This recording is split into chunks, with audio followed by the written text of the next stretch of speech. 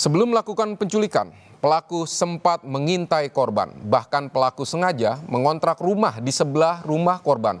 Bagaimana bisa pelaku leluasa mendekati keluarga korban lalu melakukan penculikan dan kekerasan seksual terhadap anak? Ikuti penelusuran jurnalis Kompas TV Niko Anggriawan.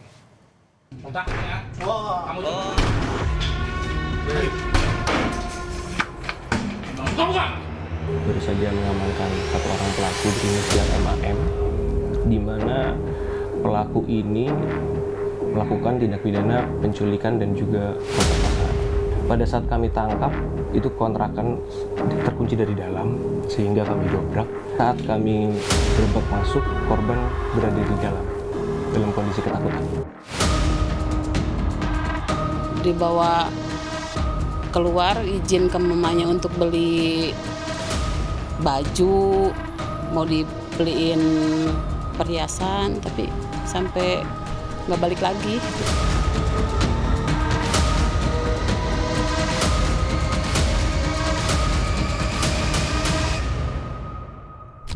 Kasus kekerasan seksual kembali mencuat. Kali ini seorang predator seksual berusia 48 tahun yang berinisial MAM diduga melakukan penculikan dan juga pemerkosaan terhadap seorang remaja perempuan berusia 13 tahun. Tak hanya itu, pelaku juga memantau korban kurang lebih selama 1 bulan dan berpura-pura perilaku baik agar orang tua korban percaya. Bagaimana kasusnya? Simak penelusurannya bersama saya, Niko Anggriawan, dalam Gelar Perkara.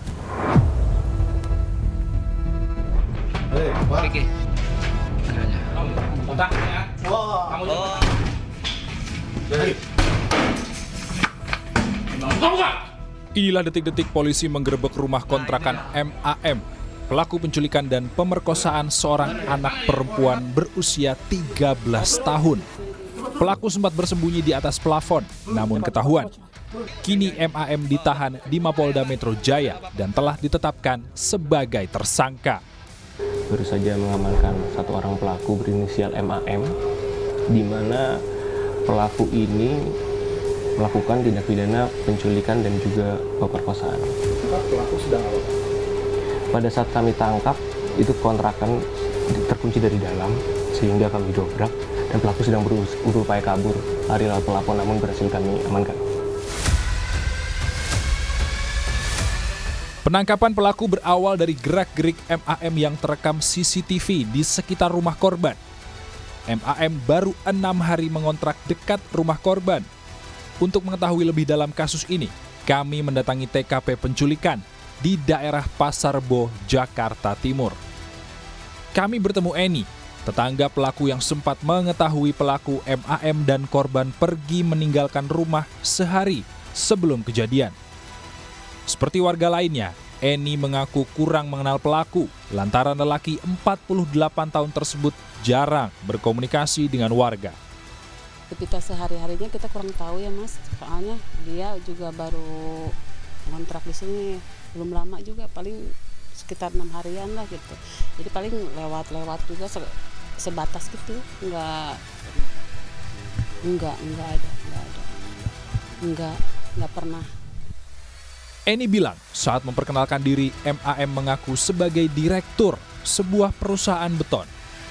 Makanya ngakunya dia kerjanya sebagai direktur, tapi ya nggak tahu juga kenyataannya gitu.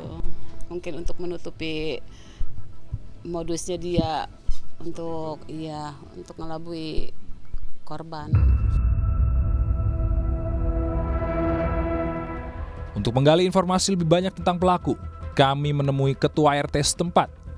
Ternyata, ketua RT pun tidak mengetahui informasi apapun tentang MAM yang mengontrak rumah di lingkungannya, lantaran MAM tidak melapor pengurus RT.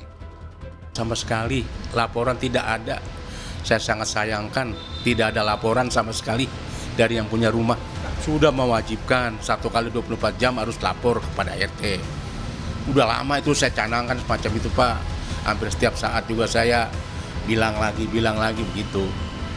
Ya mudah-mudahan tidak terjadi lagi apa yang semacam ini ya. Saya udah canangkan yang punya rumah, kalau ada yang mau kontrak, identitasnya harus diambil dulu.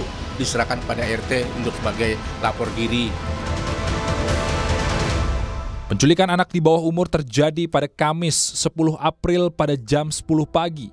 Pelaku MAM yang telah dikenal orang tua korban meminta izin pada orang tua korban akan mengajak korban pergi ke pusat perbelanjaan di kawasan Pasar Bo untuk membelikan jajanan dan juga baju bagi korban.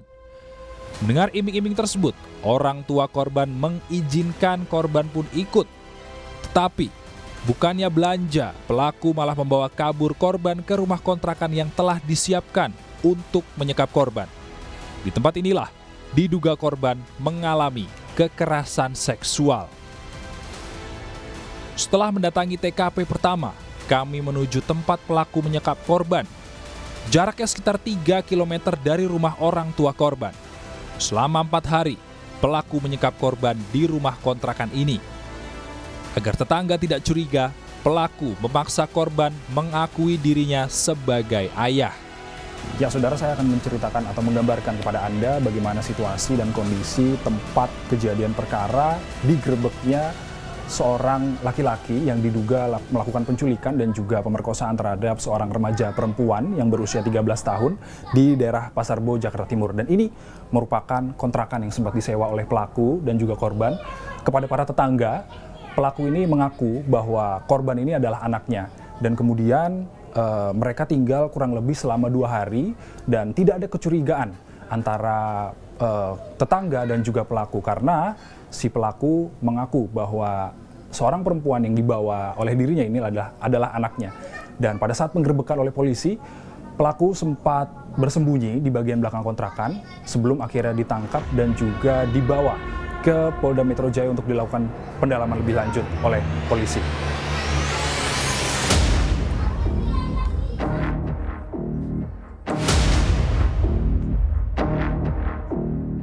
Di lokasi kedua kami bertemu Iin, salah satu tetangga sekaligus penanggung jawab kontrakan, tempat pelaku menyembunyikan korban. Iin mengaku mengizinkan pelaku mengontrak rumah lantaran pelaku mengiming-imingi bakal mengontrak selama 1 tahun. Tadinya ditanggung jawabin kontrakinnya karena yang punya kontrakannya kan orang Kalimantan gitu. Jadi pas ada yang ngontrak kebetulan si pelaku itu. Oke. Pas kejadian apa Bu yang Ibu alamin? Kaget, ya kaget, bener-bener kaget, nggak nyangka sama sekali ya, pintar ngomongnya juga gitu kan. Katanya seorang direktur terus mau kontrak selama 1 tahun, ya pastinya yang punya kontrakan diiming-iming seperti itu pasti mau, silahkan nerima aja. Iin dan warga lain tidak curiga karena mengira warga baru yang baru menempati kontrakan tersebut merupakan ayah dan anak. Si korbannya itu malah nyangka, Bu, tante buatin bapak saya kopi ya, saya juga pengen seblak, katanya gitu. Udah dibuatin seblak, terus bapaknya dibuatin kopi, si anaknya itu diam di sana. Oh iya, berarti bapaknya nggak ada kecurigaan sama sekali sih, Mas. Berarti warga sini juga nggak ada yang curiga? Nggak ada kecurigaan. Korban sendiri juga nggak ada rasa ketakutan? Nggak ada rasa kecurigaan. Cuma kalau setiap malam tuh suka pakai sal. Oh, suka pakai sal? Iya, si rambutnya itu suka pakai sal. Setiap malam itu, tapi keluarnya emang malam. Mereka keluarnya malam? Iya, keluarnya itu malam. Tapi kalau misalnya bersosialisasi dengan warga sekitar gini? Enggak, cuma aman. Cuma paling ke saya ngopi, jadi nggak berinteraksi ke warga yang lain, nggak, kecuali si pelakunya itu beli makan di depan, gitu. Polisi menyebut pelaku menjalankan serangkaian modus dalam melancarkan kejahatannya. Tersangka MAM telah mengintai korban selama 1 bulan. Pada 5 April, pelaku sengaja mengontrak di samping rumah orang tua korban. Untuk mendapatkan kepercayaan keluarga korban sekaligus mendekati korban, pelaku beberapa kali berkunjung ke rumah orang tua korban. Agar keluarga makin percaya, 1 hari sebelum penculikan, pelaku sempat mengajak korban membeli buah ke pasar induk Kramat Jati. Pada ajakan pertama, korban dipulangkan. Sampai akhirnya, pada ajakan kedua, pelaku membawa korban kabur ke rumah kontrakan yang telah disiapkan sebelumnya. Pelaku memang sudah mengincar korban. Pelaku sudah mengintai selama kurang lebih 1 bulan. Pelaku itu juga membranding image sebagai orang baik. Ya, di sana dia juga rajin beribadah, sehingga orang tua daripada korban tidak ada kecurigaan sama sekali. Beberapa kali main ke rumah korban, bertemu dengan orang tua korban, sehingga timbul rasa percaya, sehingga dia berhasil melakukan aksinya. Selama menculik korban, tersangka memperdaya dan mengancam korban agar menuruti semua kemauannya. Ini kan korbannya anak di bawah umur, sehingga dalam pemeriksaannya pun didampingi oleh UPTD PPA. Berdasarkan hasil pemeriksaan kami, memang terdapat ancaman-ancaman dari pelaku. Pelaku mengancam untuk melaporkan kepada ibunya, dan pelaku juga bilang bahwa ini atas seizin ibunya. Pelaku juga mengancam bahwa dia membawa senjata, apabila tidak mau menuruti perkataannya akan ditembak. Namun berdasarkan pemeriksaan dan penggeledahan di TKP tidak ditemukan adanya SNP. Hingga saat ini, polisi masih mendalami adanya korban lain. Akibat perbuatannya, tersangka dijerat pasal berlapis, yakni pasal tentang penculikan serta pasal perlindungan anak, yang ancaman pidananya di atas 5 tahun penjara.